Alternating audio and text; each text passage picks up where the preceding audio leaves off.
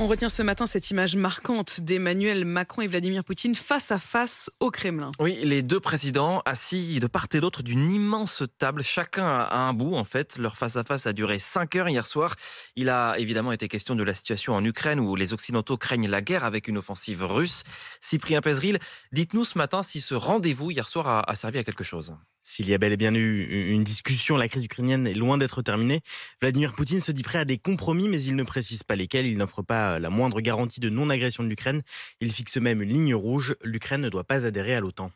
Si l'Ukraine rejoint l'OTAN et reprend militairement la Crimée, les pays européens seront automatiquement entraînés dans un conflit militaire avec la Russie. Vous voulez que la France soit en guerre avec la Russie? Bien sûr, la puissance de la Russie et de l'OTAN ne sont pas comparables, mais la Russie possède l'arme nucléaire. Le président Macron ne veut pas de ça, et moi non plus.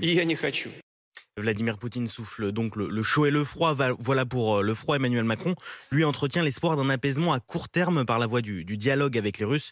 Une tâche ingrate, mais qu'il ne faut pas abandonner, dit le chef de l'État. Ni la Russie ni les Européens n'ont intérêt au désordre et à l'instabilité. Il relève donc de notre responsabilité partagée de nous entendre sur des mesures concrètes pour stabiliser la situation et envisager une désescalade.